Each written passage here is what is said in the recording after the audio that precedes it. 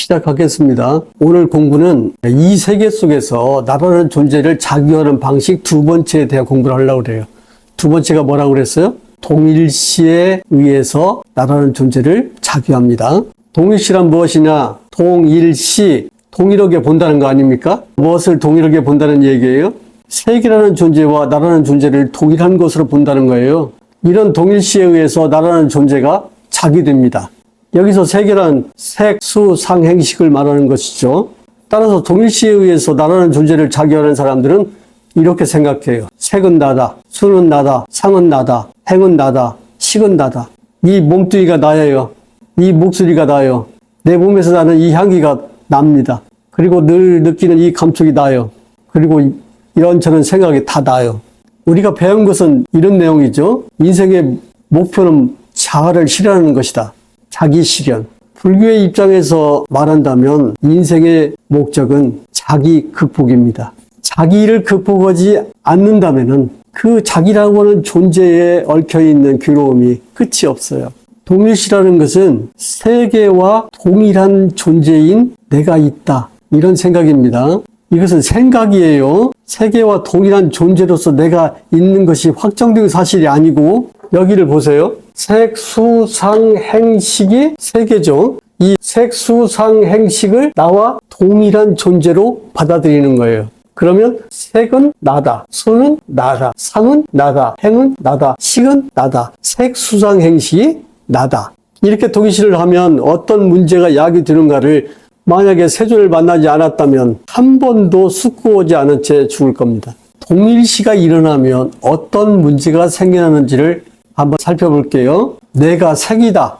이 생각은 사람마다 다 가질 거 아닙니까? 동일시에 의해서. 그런데 우리는 현실적으로 잘생긴 사람, 못생긴 사람, 부자인 사람, 가난한 사람, 또 키가 큰 사람, 키가 작은 사람, 또 피부가 뽀얀 사람, 피부가 거무잡잡한 사람, 이런 차별이 있잖아요. 동일시를 한다면 이런 차별을 어떻게 사람들은 받아들이냐면 저 사람은 하늘에서 엄청 큰 혜택을 받은 사람이구나 이렇게 생각해요.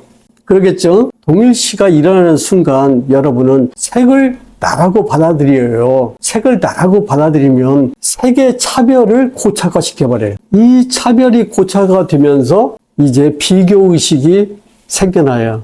근데 여기서 한 가지 한번 말해볼게요. 인간을 괴롭게 하는 의식은 비교하는 데 있어요. 비교하지 않으면 절대 괴롭지 않습니다. 요새 우리가 흔히 쓰는 말이 상대적 빈곤 이런 말이 있잖아요. 내가 그냥 하루 세 끼 잘 먹고 사는데 옆집 갔더니 나 안 먹는 것도 먹고 또 옆집은 막 여행을 다녀왔대. 후박 10일로. 그때 이제 그 사람과 비교하면 슬그머니 화가 나지요. 고통이 시작됩니다. 비교는 동일시에서 생겨난 차별을 고착화해요. 근데 여기서 정신을 차려야 돼요. 이 차별이라는 것은 존재에 대한 차별이라고 우리가 받아들이는데 사실은 우리 안에서 일어나는 인식론적 차별이에요.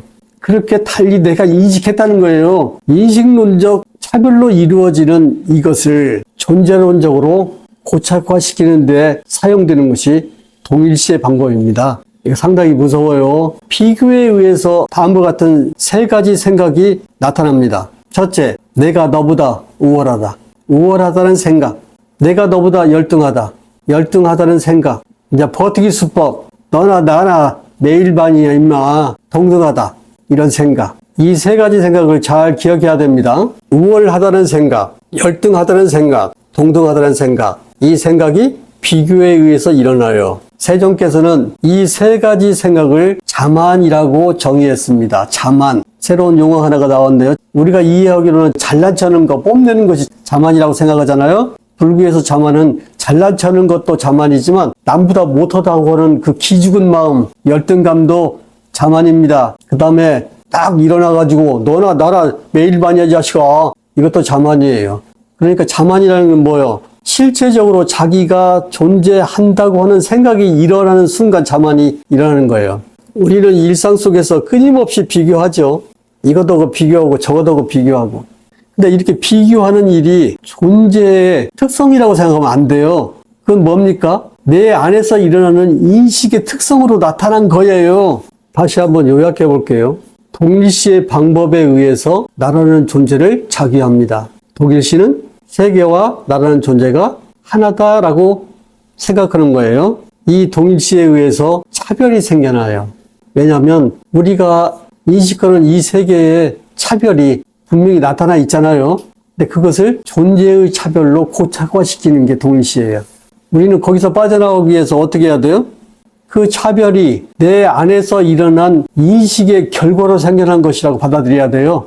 그런데 그것을 내가 그렇게 인식하고 있어 라고 받아들이지 않고 제가 그런 차별을 존재론적으로 가지고 있어 라고 고착화시킨다고요. 그런 속에서 사람은 화해가 불가능합니다. 만약에 실체론적으로 이 존재의 세계가 차별이 있다면 우리는 화합하면서 살지 못해요. 엄청난 갈등이 해결되지 않습니다. 이러한 대립과 갈등이 어떻게 해서 생겨났냐? 인간이 잘못된 인식으로 동일시하기 때문에 생겨났다는 거예요. 세존은 다음과 같이 말씀하셨습니다. 내가 남보다 우월하다느니, 내가 남보다 열등하다느니, 내가 남과 동등하다고 생각하는 한 마음의 평온은 없다. 이 세 가지 잘못된 생각을 자만이라고 그래요. 그러니까 동일시에 의해서 나라는 존재를 자기하는 것은 뭐가 수반되는 자기 방법이냐면 자만이죠. 이 자만을 제거하지 않으면 해탈하지 못합니다. 그러면 여기서 이제 한 걸음 더 나아가서 동일시라는 것이 어떻게 해서 생겨났는가를 공부해 볼게요. 동일시가 차별과 비교를 거쳐서 자만으로 연결된다는 것은 이해했죠? 여기서 조금 더 나아가서 이 동일시라는 것은 어떻게 해서 생겨났냐면 분리불안에서 생겨났어요. 심리학에서 분리불안하면은 아기가 엄마하고 떨어지면 불안을 느끼는 것 그 있잖아요. 세계 속에서 인간이 나라는 존재를 갖는 순간 세계와 내가 분리되잖아요. 분리되죠? 그때 불안했을까요? 기뻤을까요? 불안해요. 동일시라고 하는 그런 기제가 왜 생겨났냐면 분리되어 있다는 것을 알고 있기 때문에 생겨나는 거예요. 분리를 전제하지 않으면 동일시가 의미가 없어요. 분리되어 있다. 여기서 생겨나는 불안이 있었겠죠?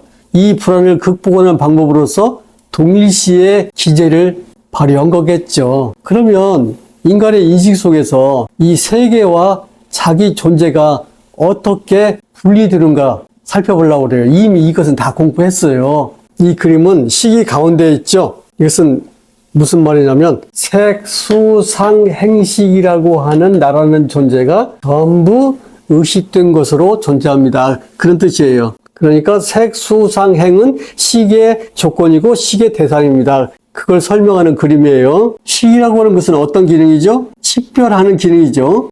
구별해서 안단 말입니다. 그러니까 우리가 이 세상에 대한 그런 식별이 어디에서 일어나냐면 개인의 인식 속에서 일어나는 거예요. 시기, 색을 구별하고 수를 구별하고 상을 구별하고 행을 구별합니다. 이런 기능을 하기 위해서 식이 있는 거예요. 이 그림은 이것을 말해주고 있는 거예요. 인간의 모든 존재는 의식된 것으로 나타납니다. 그런 뜻이에요. 우리가 행복할 때는 이 시체가 안 나타나요. 막 노래 부르고 막 떠들고 핫도 치고 재밌게 놀잖아요. 그런데 허리가 삐끗하면 의식의 대상으로 어디가 나타났습니까? 허리가 나타났죠. 허리가 삐끗한데 의식의 대상으로 머리가 나타나지는 않잖아요. 만약에 허리가 삐끗하지 않았으면 의식의 대상으로 허리가 나타날 수가 없지요. 그냥 행복하게 핫도 치는 거예요. 그러니까 자기가 한 행동이 의식의 대상이 되지 않으면 안 나타나는 거예요. 이건 받아들일 수 있겠지. 그러니까 평생 자기 신체가 의식에 나타나는 것이 좋겠어? 안 나타나는 게 좋겠어? 안 나타나야 좋아, 행복해. 근데 아이고, 어깨가 이러기 시작하면 이제 짜증나는 거예요, 인생이. 한 개인의 신체가 의식의 대상으로만 나타난다는 사실을 꼭 명심해야 돼. 그때 의식의 대상으로 나타난 것, 즉 의식된 것으로 나타난 신체는 자기인 거야, 다. 허리가 삐끗했죠? 그러면 자기를 하지. 아이고, 잠을 잘못 잤나? 여기서부터 자기가 시작돼요. 자기가 해석하는 거잖아요. 우리 집은 대대로 허리가 좀 약하다는데 이제 자기를 막 하겠죠? 계속 자기 합니다. 자기를 하면 식이 계속 따라서 식별을 해줘요. 식하고 자기하고 서로 상호작용하면서 전개가 되는 거예요. 식이 식별을 합니다. 식이 식별한 것은 뭐냐면 행위예요. 여기서 색, 수, 상, 행위, 행위입니다. 전번 시간에 말했잖아요. 색하는 행위, 수하는 행위, 상하는 행위, 행하는 행위를 식이 식별을 해요. 식별을 하면 인식 행위가 일어나면 식은 이 인식 행위를 머릿속에서 현상으로 바꿔요. 머릿속에서 여러분이 어떤 인식이 일어나면 그 인식한 내용을 현상으로 바꿔요. 그것은 아직 밖으로 안 나왔죠. 그 밖으로 나오는 걸 뭐라고 합니까? 토사라고 하죠. 토사가 되면 여러분이 말하고 있는 존재의 세계가 펼쳐지는 거예요. 그러니까 이 존재의 세계는 자기 된 것이고 의식된 것이에요. 이때 식은 인식한 행위를 현상으로 바꿔가지고 식이 식별할 때 식은 이때 무슨 일을 하냐면 분화를 일으켜요. 분화. 어떻게 분화를 일으키냐면 인식한 존재를 나라고 생각하고 인식된 현상을 세계라고 분화를 일으켜요. 그러면 여러분이 이렇게 받아들여야겠죠. 나라는 존재와 세계라는 존재는 우리의 인식 현상 속에서 식에 의해서 분화되는 과정에 생겨난다. 이렇게 받아들여야 돼요. 근데 여러분은 이렇게 받아들일 수 있는 지혜가 없어요. 그때 이렇게 받아들입니다. 내가 있어서 저 밖에 있는 세계를 인식한다. 이렇게 받아들여요. 그렇게 받아들이는 순간 어떤 사건이 일어나냐면 나라는 존재와 저 밖에 있는 의식된 세계가 분리돼 버려요. 누차에 거쳐서 말했는데 우리가 바라보고 있는 이 세계는 우리 인식 속에서 인식된 것으로 지금 존재합니다. 허리가 아플 때 허리가 의식된 것으로 나타나듯이 이렇게 식은 어떤 작용을 하냐면 내적인 인식을 나라는 존재로 삼고 외적인 인식을 세계라고 하는 존재로 삼아서 각각 그것을 식별하는 분화 현상이 일어나요. 그때 공부는 어떻게 해야 됩니까? 나와 세계가 고정적으로 있어가지고 그것들이 분리된 상태로 인식이 일어난다고 받아들이지 말고 그것들이 내 인식 안에서 의식, 식의 분화 현상으로 일어난다고 받아들여야 돼요. 그것을 받아들이는 사람은 어떤 일을 하는 사람이냐? 사티를 가진 사람만 그것을 지켜낼 수 있어요. 나라는 존재와 세계라는 존재가 분리되어 있는 것처럼 느끼는 것은 무명 때문에 그래요. 여기서 무명이라는 뭐냐면 식의 분화를 주의 깊게 성찰하지 못해서 일어난 사건이다. 그런 말이에요. 우리의 인식기관 속에서 식이 발생합니다. 안을 조건으로 색을 조건으로 식이 생겨난다. 이 세 가지가 결합하는 것이 접촉이다. 접촉을 조건으로 수상행이 생겨난다. 이 문장을 이해하면 완전히 깨닫습니다. 그때 세조는 이렇게 말씀하셨어요. 수상행이 생겨나고 안과 색은 다 내적인 물질, 외적인 물질에서 색으로 포함되죠. 그러니까 의식 과정 안에서 색 수상행이 일어나는데 이때 색 수상행을 명색이라고 그랬죠. 안과 색을 조건으로 식이 생겨나지요. 이 세 가지가 결합하는 것을 접촉이라고 그래요. 접촉을 조건으로 수상행이 생겨납니다. 이 말은 무슨 말이냐면 안과 색이라는 물질에서 식이라고 하는 식별하는 기능이 생겨나는데요. 이 식별하는 기능이 생겨나면 이 식별하는 기능이 전개되면서 심리적 기능이 생겨납니다. 그런 뜻이에요. 인간의 고통은 어디에 있을까요? 그 심리적 기능에 있어요. 왜? 개인적인 감정을 자기가 느끼고 개인적인 감정을 다시 개인적으로 해석하고 자기가 세계를 자기하면서 고해의 길을 걸어가요. 세존께서 우리에게 알려주려고 한 것은 뭐냐면 수상행이라고 하는 이 심리적 과정 속에 인간이 느껴야 하는 지독한 괴로움의 길이 있다는 것을 알려준 거예요. 이것을 방어하기 위해서 사티를 우리에게 설명했어요. 안과 색을 조건으로 식이 생겨납니다.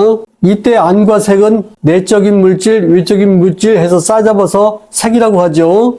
시각적 색이라고 합니다. 그러면 안과 색이 시각적 색이라면 시각적 색하고 시각적 의식하고 결합해서 시각적 수상행이 생겨난다 이 말이 아닙니까?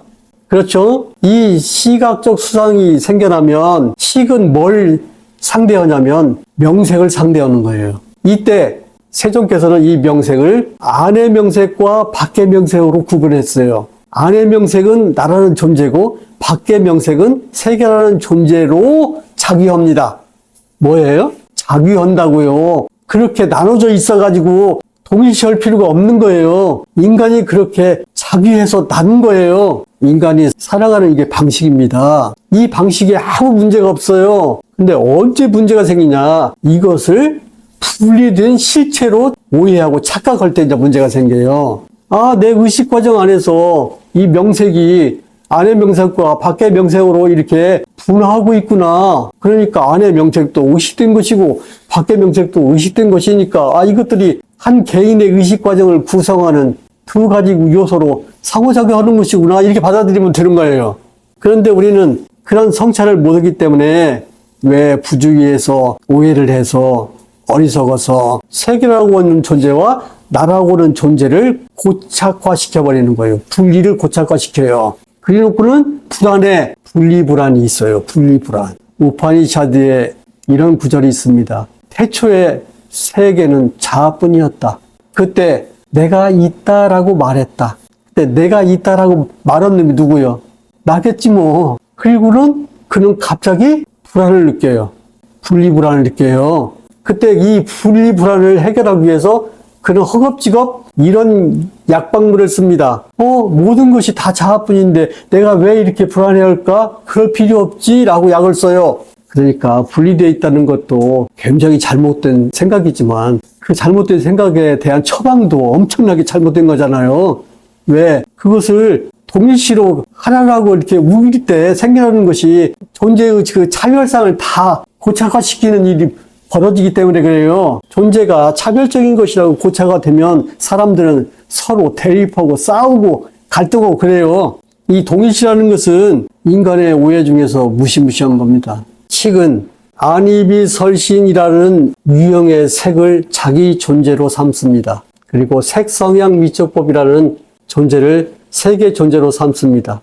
이것들은 우리의 이식 과정 안에서 조건적으로 생겨나는 것들입니다. 이것들이 조건적으로 결합할 때 식이 생겨나요. 각각의 영역에서. 그때 식은 안이비설신을 내적인 존재로, 색성향 미적법을 외적인 존재로 식별하지요. 이 식별을 뭐라고 하냐면 식의 분화 현상이라고 그래요. 분리 현상이 아니고, 그래서 식이 외부로 색성향 미적법을 투사하면 바로 우리가 보는 이 세계가 나타나는 거예요. 그러면 이 세계는 나라는 존재하고 원래 분리되어 있었던 것입니까? 식의 인식작용에 의해서 분화된 것입니까? 식의 인식작용에 의해서 분화된 거예요. 분화? 분리가 아니라. 그런데 인간이 나라는 존재와 세계라는 존재가 분리되어 있다고 오해를 해요. 그리고 나서 그 오해 속에서 존재의 잘못된 고착화가 일어나는 거예요. 그 고착화 속에서 인간은 불안하고 고독하겠죠. 외롭고. 그래서 세계와 나라는 존재를 동일시하는 그러한 방어 기제를 쓰는 겁니다. 그런데 이 방어 기제는 인간에게 불행을 가속화시켜요. 어떤 불행을 가속화시키냐면 존재론적 차별을 그냥 인정해버리는 거예요. 그래가지고 이 존재 잘 타고난 놈한테는 축복을 내렸다고 그러고 비리비리한 놈한테는 하대를 하고 이런 사고방식이 만연되어 있어요. 간단하게 한번 요약해 볼게요. 나라는 존재를 자규하는 방식에는 세 가지가 있죠. 소유의 방식, 동일시의 방식, 실체화의 방식. 오늘은 동일시의 방식에 대해서 설명했어요. 세계를 나와 동일시함으로써 생겨나는 게 뭐냐면 자만이에요. 이 자만은 실체적인 존재를 고착화시킨 사건이기 때문에 자만은 안 없어져요. 동일시는 또 한 측면에 비참함을 우리한테 선물하는데 그게 뭐냐면 세계와 나라는 존재가 분리되어 있다는 거예요. 이 분리된 것을 극복하기 위해서 자기들이 동일한 것이다 이런 사고방식을 개발한 거예요. 그런데 이 사고방식은 좋지 않아요. 이 사고방식을 극복하려면 이것들이 동일식은 가래에 의해서 생겨난 것이건 이것들이 다 인간의 인식 안에서 자기된 것이라는 것을 받아들이는 거예요. 자기를 멈추면 가래에 의한 나라는 존재, 동일시에 의한 나라는 존재, 이 두 가지는 사라집니다. 그 수행의 핵심이 사티예요. 행위가 일어나면 행위가 일어났다고 관찰하는 거예요. 그리고 그 행위의 결과로 존재가 일어났으면 행위의 결과로 존재가 일어났다고 관찰하고 기억하는 겁니다. 이 간단한 방법에 의해서 나와 세계의 분리는 치유될 수 있어요. 불교의 두 가지 목적은 하나는 치유고 하나는 등력이에요. 치유라는 건 뭐예요? 나를 고통스럽게 하는 병을 낫게 해주는 거예요. 치유. 그 다음에 치유가 되면 등력, 힘을 얻게 되는 거예요. 여기서 힘은 어떤 힘이에요? 팔뚝심이 아니라 필요한 행위를 할 수 있고 필요하지 않은 행위를 안 하는 힘이 생겨나는 거예요. 왜? 그 행위를 조건으로 존재가 생겨났다는 것을 알기 때문에. 마치겠습니다.